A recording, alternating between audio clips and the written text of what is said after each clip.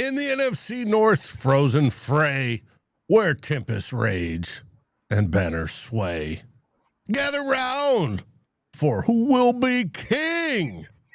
Our FFSN roundup, fierce and fling, with pay for the Bears' bitter lament and Foster's Lions' triumphant bent. Dave from Vikings' purple plight, we clash neath the northern light. Bears crushed 52-21. Lions roar with golf's fierce run. Packers grind to 2-0 gold. Vikings sink and Falcons hold. Injuries howl like winter gales. Week 3 calls with thunderous tales. Bears versus Cowboys. Lions at Ravens Gate. Who'll claim the crown? Who'll tempt fate? Let the battles begin.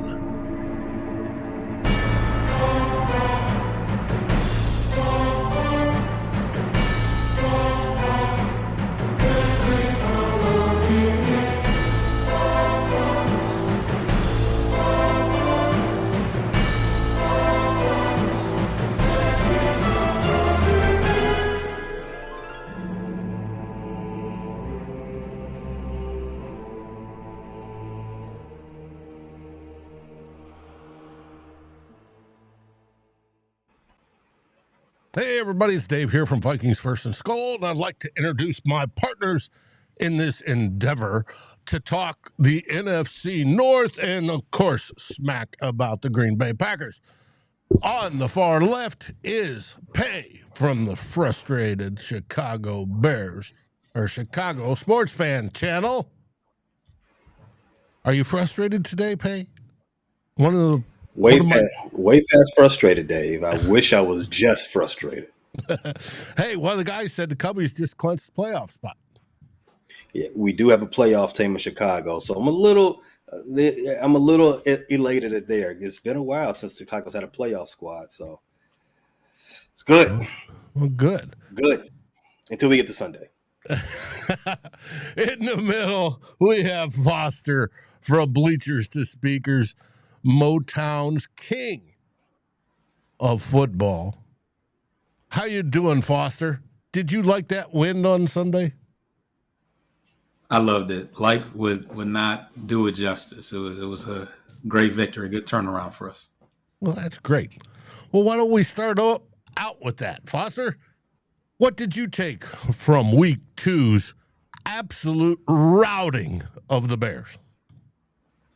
Well, I talked about last week about how the overreactions and how it didn't look great that first week, and there were some adjustments that needed to be made. We needed to have a full-blown 180 turnaround, and that is what we saw. The end result was a 50-point effort from the offense, and eventually we had to call off the Hounds. We got to see Kyle Allen and a host of other guys that we just recently saw in the preseason. So that's always a good sign. Well, it's usually a good sign when you see your backups, unless you're on the other end of that. But the interior offensive line looked way better.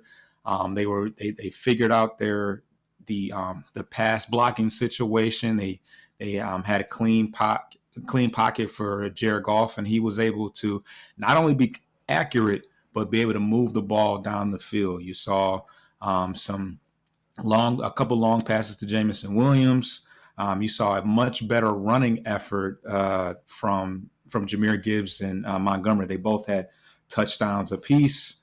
You saw Amon-Ra St. Brown put on a possession receiver clinic out there. He had 3 red zone touchdowns, and the unsung hero was Brock Wright, who has the most receiving touchdowns from an undrafted tight end, which is kind of an obscure stat, but he did a great job blocking, and he also had a receiving touchdown. So that's the offensive side of things. The defense had its own host of issues in week one, and we fixed some of them. Now the secondary is still in question as far as the cornerbacks are concerned. We got a great game from Brian Branch, who had 6 tackles, 1 sack, had a forced fumble where he just kind of blew up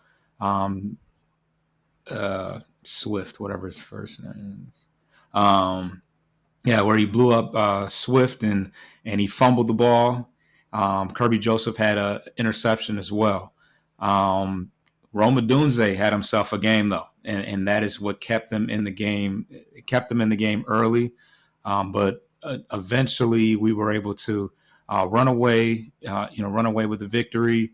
Keep them. They were running the ball actually pretty decent, but I think that as they got further and further behind, they were not able to lean on that, and it put Caleb Williams in a situation where he was forced to make things happen. Our pass rush had 4 sacks and a host of pressures. So that was something that we didn't see in the previous week. And Al-Qadim Muhammad, it was actually our best defensive lineman. He's ranked, I think, like 6th in the league as far as the win rate, as far as pass rush is concerned. So he's a guy that we picked up halfway through last year as we were dealing with. This is post Hutch, so this is during the Zadarius Smith era. So he showed glimpses of success last year. They decided to bring him back, as well as Marcus Davenport, who did get a sack as well, but he's now dealing with some ailments, and I think they are looking for a second opinion, and it's up in the air. But ankle and a shoulder, not even something that's parallel, or not a knee or a toe injury and an ankle. We're talking about 2 totally ends of the spectrum, and those are both injuries that he is dealing with. So I don't know what to make of that. Hopefully it's nothing. If he misses a game or 2, we'll deal with that. But you got to hold your breath anytime that Marcus Davenport talks about something hurting. As well we know. But Hutch played a banger of a game. I was impressed with what I saw on that. Now, speaking of impressed, or in this case, not impressed, Pay, what was your view of that absolute rout that your Bears suffered on Sunday? We don't even need to talk about it. We can just did this show, because I feel like we did this show 8 months ago, after the Vikings versus Bears game, when I told you exactly whose fault this is. And in this game, the Bears lost by 31 points. They were down points before the offense even took the field. So there's no need even talking about Caleb today. Instead, we're going to do this thing again. What I tell you, if I try to get the attention of Kevin Warren and the McCaskies and try to alert them that guy in the general manager office is stealing money. He's submitting time reports, but not actually doing his job. This loss and 39 other losses are directly on him and this roster he put together. You got to fire this guy, Ryan Poles. He is awful. 15-38 since he took the job. 15-38. That is a terrible record. And based on how this season's going, it's going to get a lot worse. It's going to get a lot worse. And you got this guy, you extended this guy to 2029 for effing what? He's done nothing since he's been here. I'm not mad about Ben Johnson and the job he's done so far. I still got belief in him. I'm not mad at Dennis Allen. I still believe in what they've got going on. It's still early in their tenure for me to decide on if I'm going to be frustrated with them. I still believe in the quarterback more than I don't believe in the quarterback. But this guy Ryan Poles, I'm out on him. I'm squarely out. This is his 4th. He just had his 4th draft. That's 4 times picking in the top 10. He's had not 1, not 2, not 3, not 4. Shout out to LeBron James. Not 5, not 6, 7. 7 second-round picks. Dave, 4 of them are no longer even on the squad. No, 4 of those second-round picks no longer on the squad. We had 3 this past draft. 3 second-round picks. 2 of them didn't even dress. Why are we drafting guys in the second round if they're not even dressing for the game? We have no business drafting guys that can't even suit up, let alone play. Speaking of not playing, he got drafted at Colston Loveland, Michigan guy. Everyone said, "Oh, he's a banger of a tight end." He's getting 30 snaps. He's got 3 targets in 2 games. Why are we drafting a guy at number 10 to not be involved? Do you not think there was some other player that we could use? We're 0-2. You don't even need to answer that question. We're 0-2. There's players that we can use. There's a lot of them we can use. Don't even get me started on that punter we took in the 4th round. You took a punter in the 4th round. He better be like Travis Hunter and play 2 positions. He need to be a safety because God knows we need safety help as well. I'm out, Dave. I'm out on this guy. His guy Ryan Poles. He put together a team that is an embarrassment. 5th highest costing defense in the NFL, and they got rung up on Sunday. 52 points. Couldn't stop a nosebleed. I know. Best defensive player Jalen Johnson. His season's probably over after he got hurt in that game, and the floodgates opened the second he left. But again, that goes right back to Ryan Poles. We don't have a backup plan. Yes, as soon as Jalen Johnson gets hurt, we bring in a guy who was on a practice squad not too long ago, a practice squad player, and he's getting destroyed by check down guy Amon-Ra St. Brown. He's getting destroyed by Honey Pack legend Jameson Williams.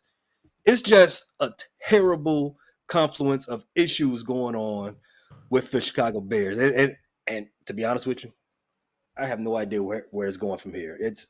They tell me it's always darkest before the light. I don't know. It seems pretty dark to me right now. Well, you're not the only one that believes it. ESPN, I think it was, let's see. ESPN, where's the stuff? I look at this stuff. ESPN Chicago has reacted to the defeat, pointing to roster construction flaws exposed by the Lions' dominance. So, you're not the only one that sees it. If ESPN, which is a mouthpiece of the NFL, sees it, in more ways than one. Yeah, it's that. Now, T-Bass, my guy T-Bass, also complains about our GM, and we are 1-1, Minnesota Vikings. Now, we did have that get-right game or the feel-good game against the Chicago Bears, and I have a feeling, Pay, that every team that plays you this season is going to be, oh, yes, we get to play the Chicago Bears. As of right now, I can't really argue with anybody's feelings about that because we lost to a rookie quarterback who turned around and looked like every bit the rookie quarterback against the Atlanta Falcons. Not saying anything about the Atlanta Falcons. They might have a pretty good defense. We shall find out. I mean, time will tell on that. But I can tell you, we just played them. I mean, the last 5 quarters for the Chicago Bears have been god awful. Thank God for the Chicago Cubs. But speaking of just playing them, let's skip over to my game real quick. The Minnesota Vikings played like absolute dog doo-doo, especially on offense, and lost week 2 to the Atlanta Falcons. It was bad.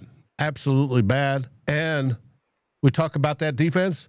That defense did the best impression of Brian Flores I have ever seen in my life. Urlac, something like that, is their DC.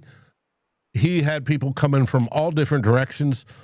And with our second-year quarterback, with only a game under his belt, it was absolutely miserable.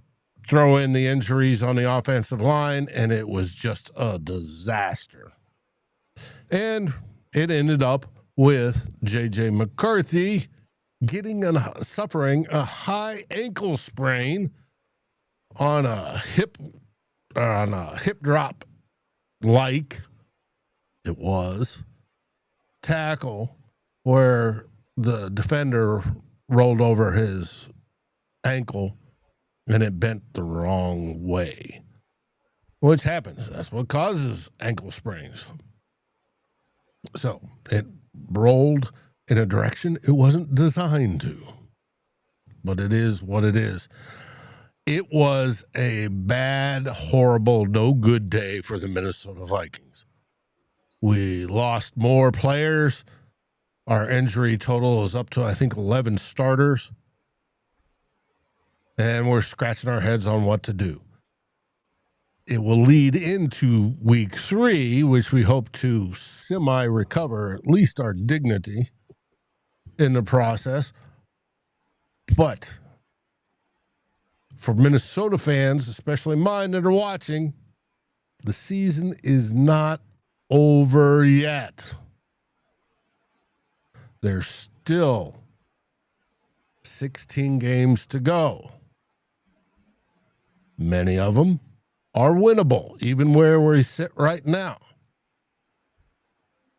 So let's hope our coach pulls everything together and we score early and often and play from the lead, which this team is designed around,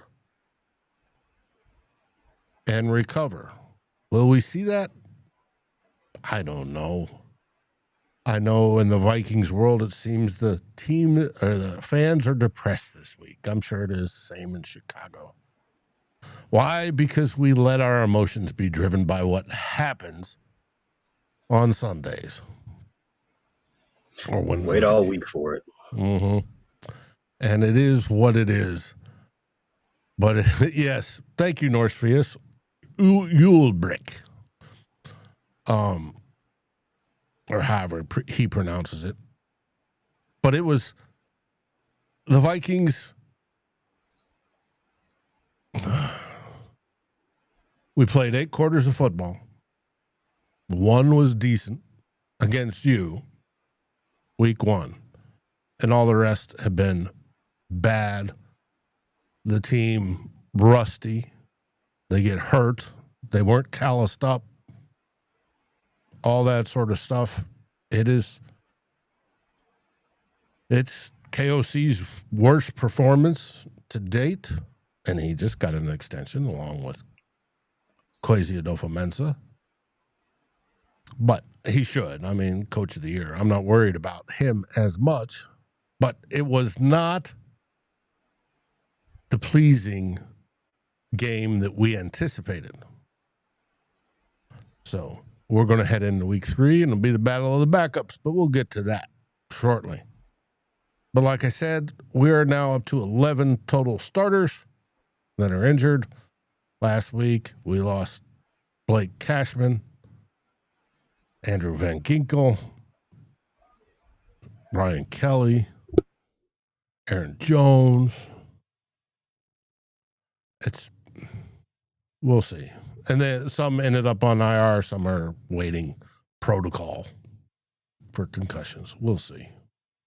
But it was not good. Now, the other team in the division,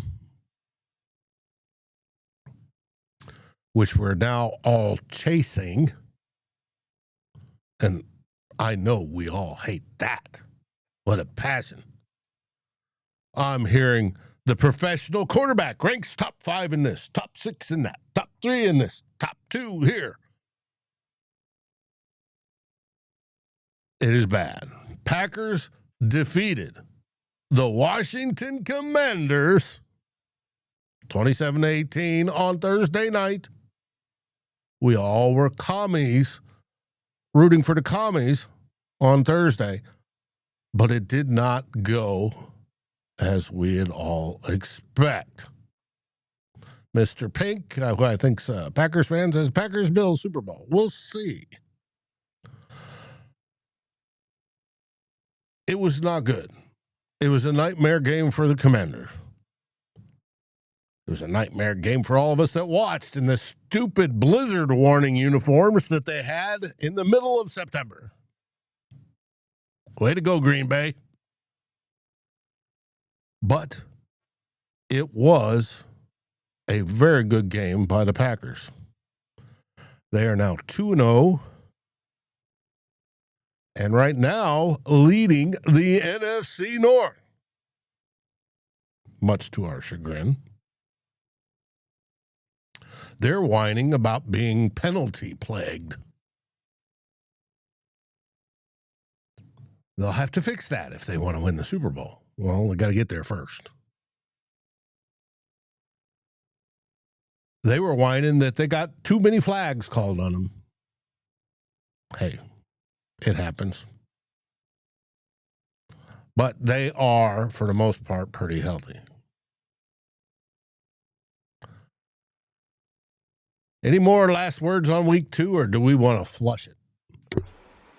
I would love to flush it, but I am so mad you ended that with the Packers because it just makes me remember that they shouldn't be that good.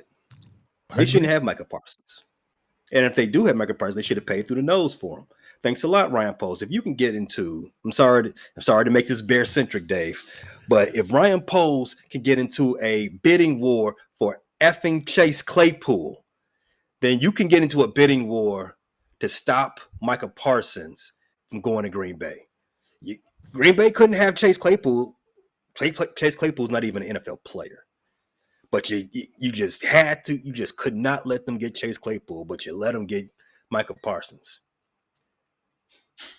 I need him to go to Arlington Heights, and I need him to just stay there. Stay away from this team. Ruining my Sundays. Doing this roster. And supposedly their attitude has changed since they've got Parsons. They now think with Parsons, they have everything in place to win the Super Bowl. I hate them so much. All three of us do, brother. All three of us do. Now, Foster's the only one that's smiling and having a good week. But with that, it's time to take our break.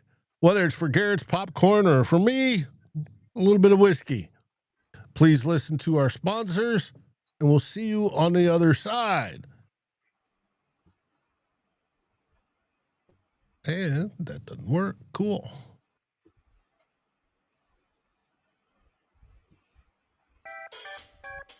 There we go.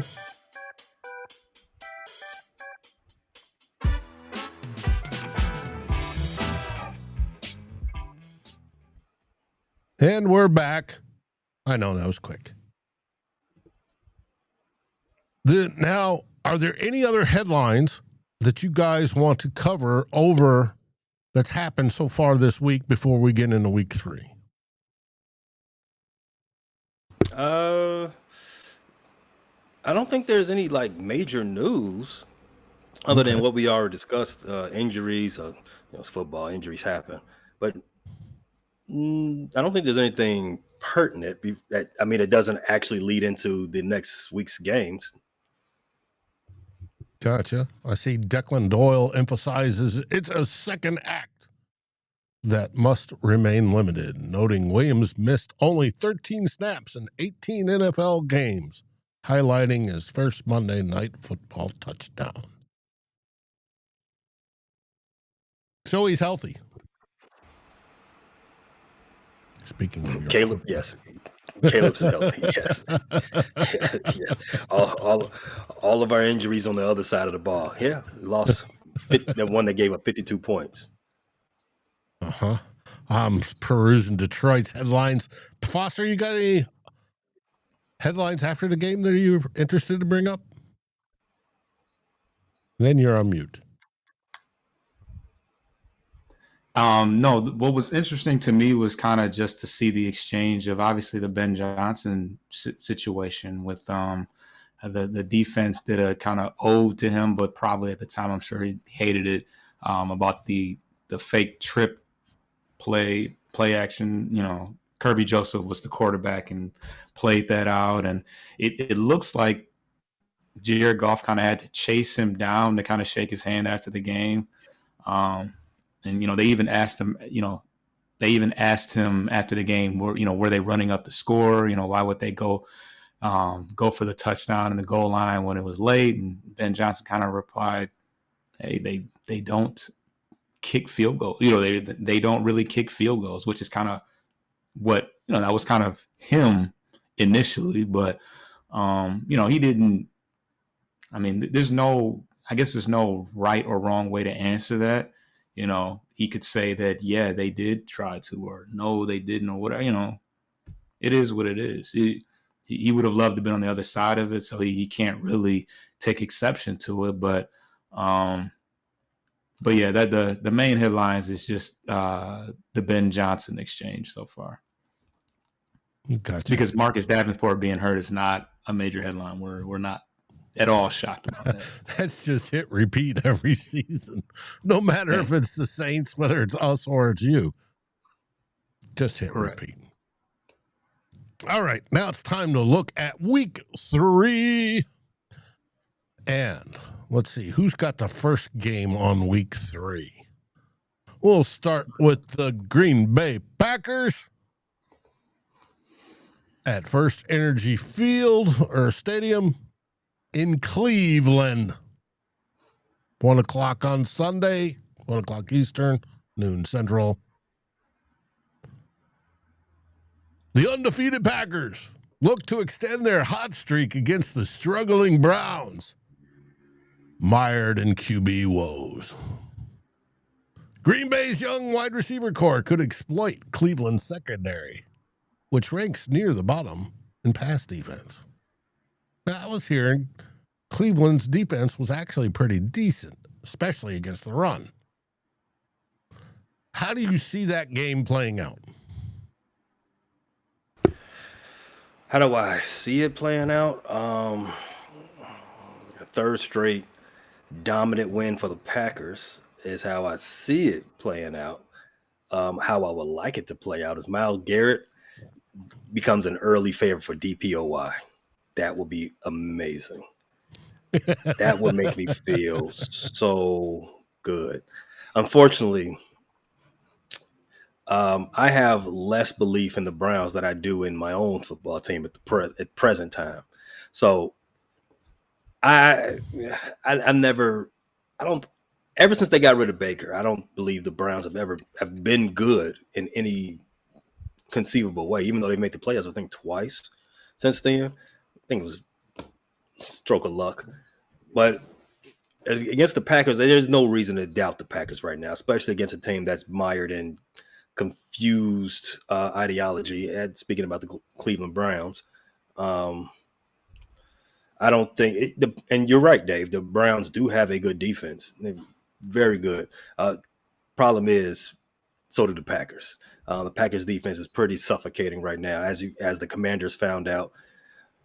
They found out for 60 grueling minutes. Jaden Daniels, everybody's favorite child, he had a rough one. And the quarterback for the Cleveland Browns, the Joe Flacco, the venerable Joe Flacco, the statue in the pocket, Joe Flacco. Mm-hmm. Well, who's the second quarterback on that depth chart? I know they got a pretty lengthy quarterback room. Who's the second quarterback on the depth chart? That's healthy. Gabriel? Dylan Gabriel? I think so. Might be. He might be getting some snaps come Sunday because they traded Kenny Pickett, right? Yeah, I saw that coming. He might be getting some snaps. Now, the Browns defense is turnover prone, as in they generate them. So that's the only hope I think we have. But everybody's saying Packers are due to win, unfortunately. Yeah. Let's hope. Do you know what the spread is so far with that one? I did not look. Let me see. The spread for this game I'd say you're the one that does the betting.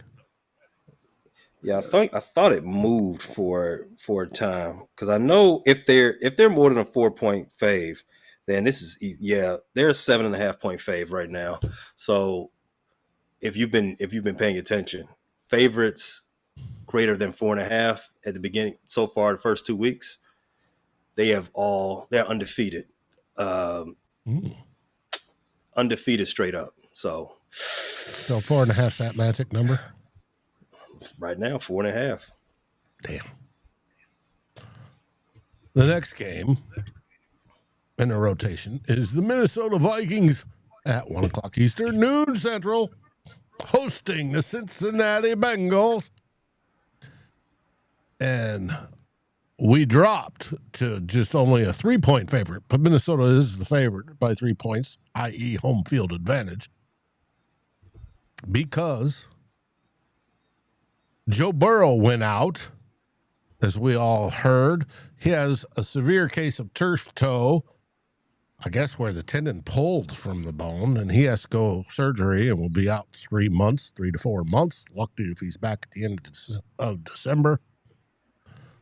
So we get Jake Browning.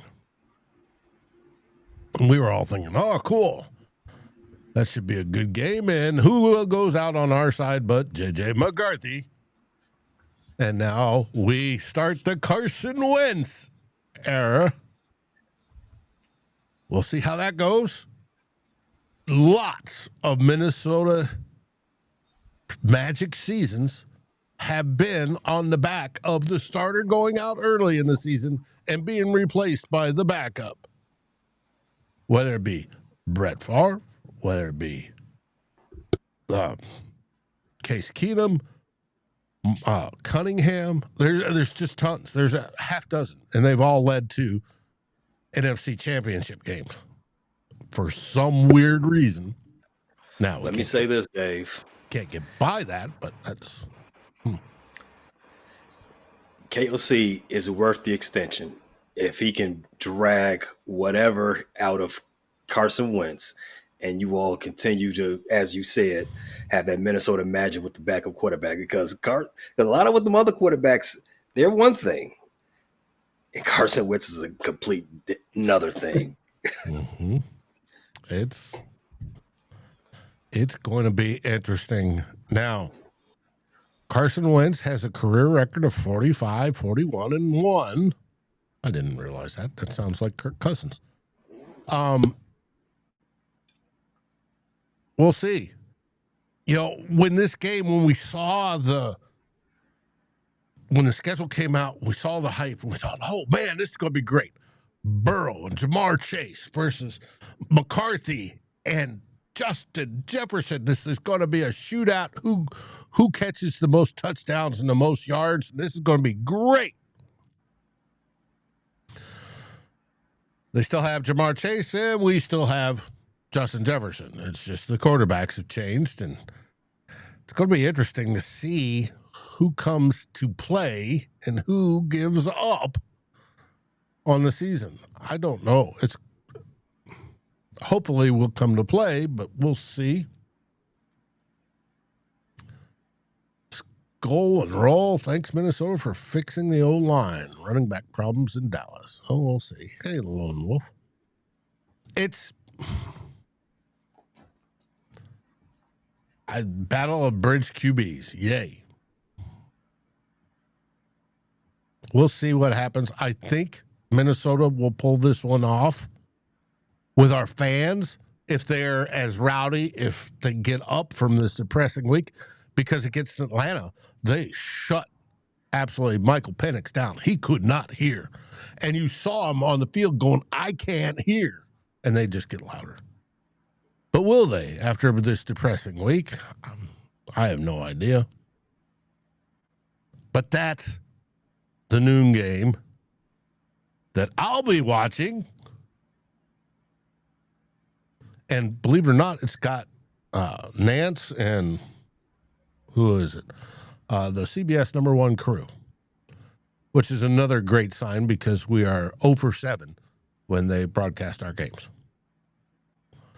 Then we go to, speaking of number 1 broadcast crews, Sunday afternoon, Soldier Field, 4:25 kickoff Eastern, 3:25 Central. Chicago Bears host the resurgent Dallas Cowboys. Tell us about that, Pay. Interesting choice of words. Resurgent. Right. Resurgent Cowboys. Well, it's better The than same. lucky. Well, yeah, they were lucky not to get beat by cooked and washed Russ Who last threw week. for what, 450 yards or some ungodly number? Yes, that was as I said in the recap of week 2. Thanks Bears for making sure for informing me that I did not waste any money buying Sunday ticket because if it wasn't for that, I would have to sit through 60 minutes of the Lions dragging your carcass for 60 minutes. Instead of I got to, get a little side-by-side action with the Dallas Cowboys and New York Giants. See, that was a pretty fun arcade game to watch, but the Cowboys are now coming to Soldier Field, which from what I'm hearing is going to be a very popular ticket, according to Vivid Seats. You all know Dallas Cowboy fans travel well. In fact, they don't have to travel well. They got fans all over the nation. So it'll be one thing I'll be paying attention to is how much of a home field advantage will the Chicago Bears have, which is a terrible thing to even consider. A terrible thing to even consider because this is Chicago. We don't play that nonsense. But according to Vivid Seats, they say, hey, you might have to share your quarters with some Jerry Jones boys. So that's the first thing Now, leading up to this game. Will Reichert, when we played you, tied the record for field goal length at 57 in Soldier Field. Do you think it's going to be blown out by the Dallas Cowboys kicker this week? No, they probably won't need a kicker this Sunday. No, they probably won't need one. So, no, I think their record's safe there, Dave. Okay. So my optimism level isn't as high as it would usually be going into a game against a team that more than likely isn't going to be a tough team at the end of week 18. I don't think the Dallas Cowboys are going to find themselves playing for any type of playoff position come December. With that said, they still got CeeDee Lamb, top 5 receiver in the game. They still got Dak Prescott, a very expensive quarterback. They still have some game changers. Well, he's like the DeMarcus Davenport of QBs. Really? I can think of maybe one injury. I know he had one. He's had a few, I thought. I would think the Cincinnati quarterback is more closer to Marcus Davenport and better Mr. than Dak Dakota. Prescott. That's also true. But stating all this about Dallas Cowboys, they have talent. They are also down talent on the offensive line. Their center, he's on IR now. Deron Bland, he's on IR. They already traded away Michael Parsons. And their defensive coordinator is a familiar face. Matty Eberflus is calling the shots on that defense. No shade to him. He can call a good defense. But everyone in the building at Hallis Hall knows Matty Eberflus's defense intimately. The defensive players know it, and so do the offensive players because they had to, prepare against it. So I did say that I'm not as optimistic as I usually am, Dave, but I am still going to take the Bears to win this game because the Dallas Cowboys are not a team that I think is very tough. Now,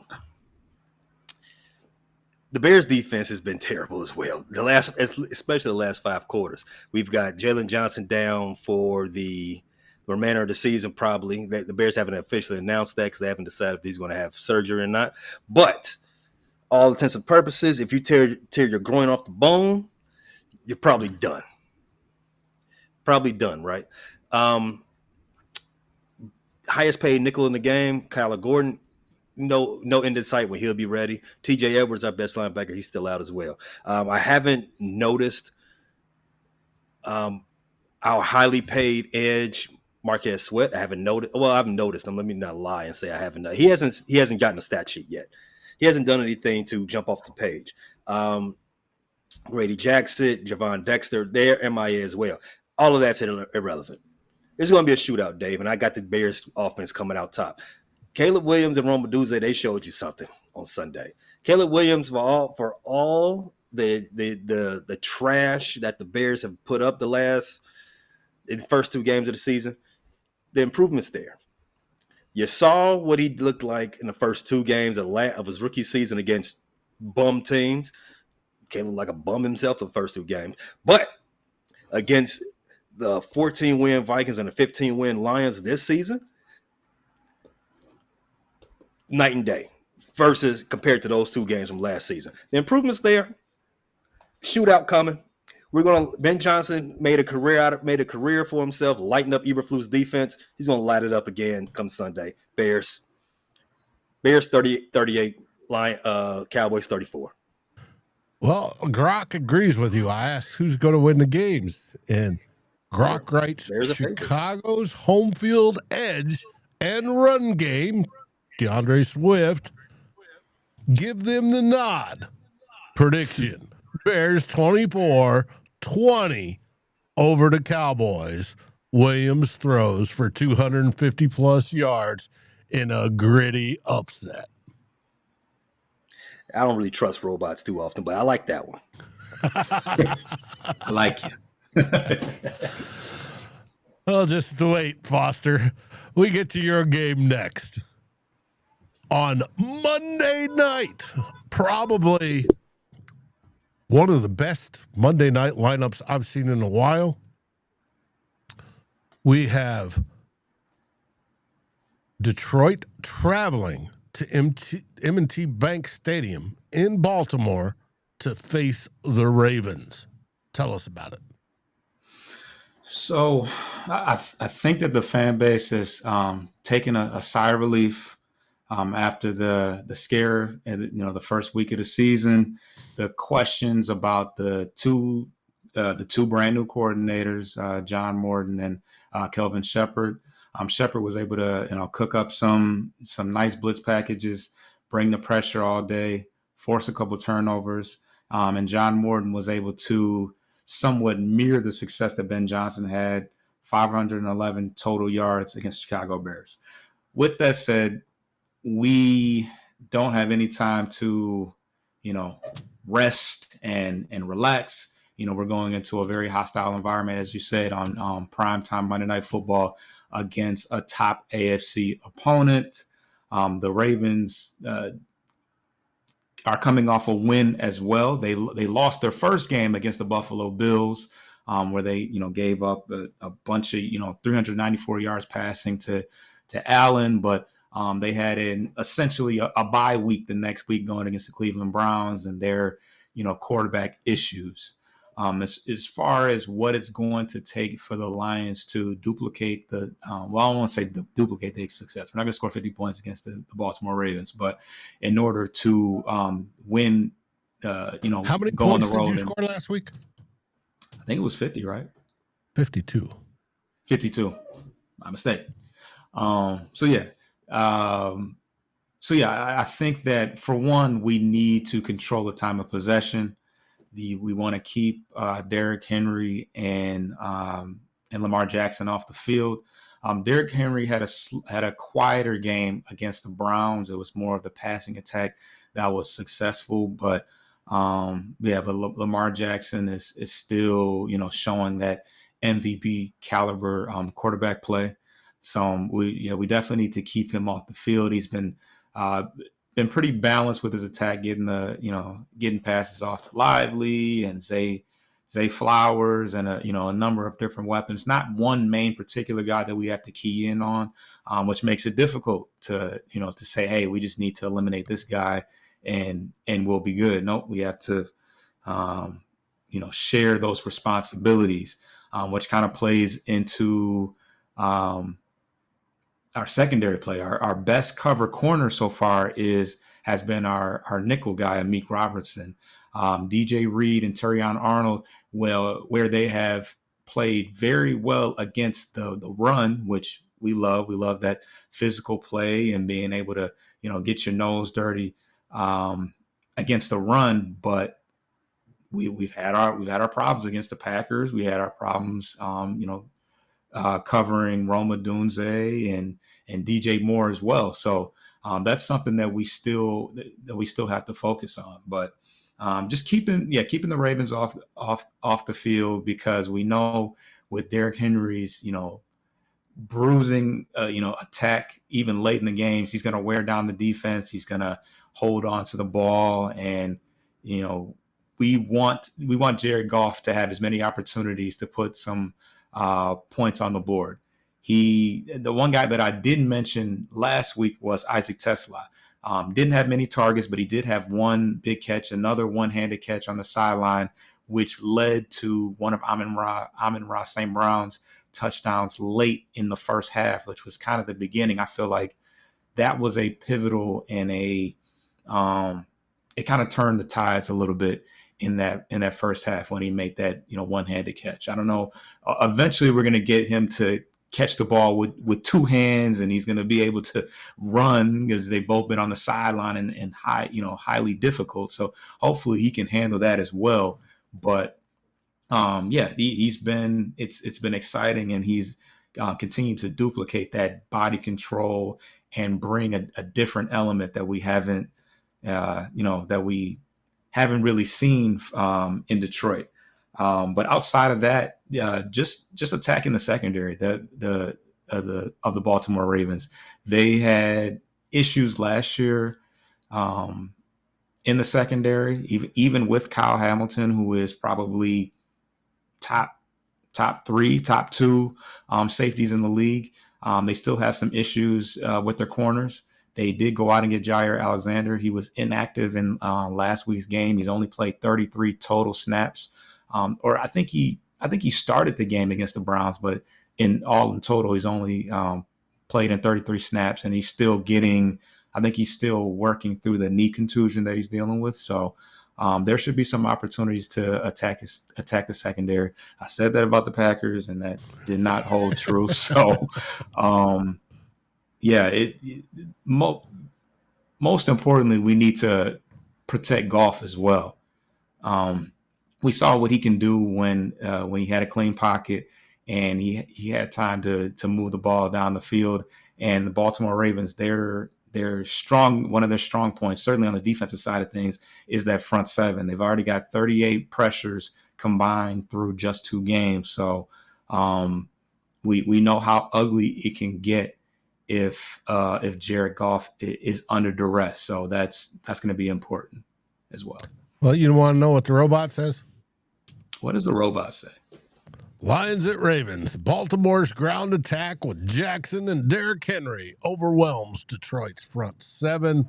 Prediction: Ravens 28-24, and a late Ravens touchdown seals another classic. Yeah, Derrick Henry. I think he had 169 yards rushing against the Buffalo Bills. So he not so successful in the Browns game, but something you still have to be weary about. Last time we saw the Ravens, it was not pretty. Mm-hmm. So, you do need to take into account Lamar Jackson's career record against the NFC. Oh my God! Very, very, very good. Foster, where can they find you? And what have you got coming up? What do we have? Oh, well, I'm back. I'm back home. So, back to work. You'll get another preview individually with me and June before the game on Monday, of course. And you'll get a post-game report. And you can find that over on Bleachers to Speakers on YouTube. Well, Bleachers to Speakers on everywhere.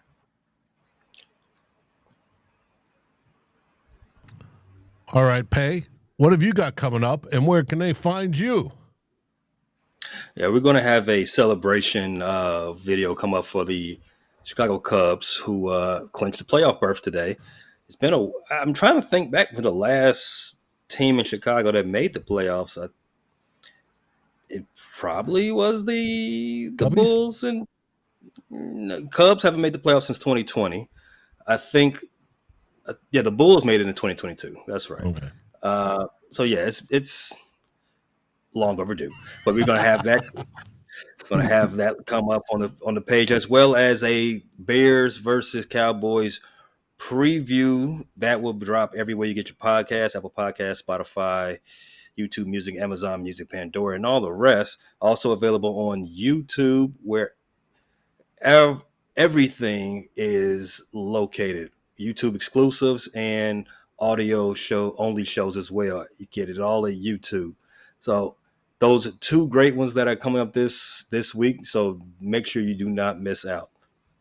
And you got a good crew that works with you. And especially love the shorts that come out. You guys do a great job. Appreciate it. Now, where can we find our Green Bay Packers coverage? We don't have one. I was going to tell you, I walked past a porta potty earlier. I mean, Okay. Did you ask the person in there, will you do a Green Bay Packers podcast? FFSN is looking for somebody to do a podcast.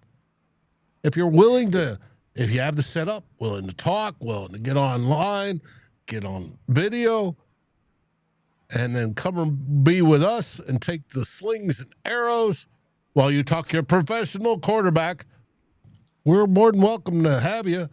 You just got to contact any of us or Jeff Hartman over Fans First Sports Center, and we will get you hooked up. And, of course, if you're looking for Vikings coverage, you're already here. Vikings First and Skol. Tomorrow on Vikings First and Skol is going to be a busy day. Dave's got, first off, X's and Skulls with Luke Braun and Tyler Fornes as they break down the film from last weekend's miserable game. And then I'm going to do a crossover episode with B Dirt of the Cincinnati Bengals. We're going to record that right afterwards. It'll come out podcast only.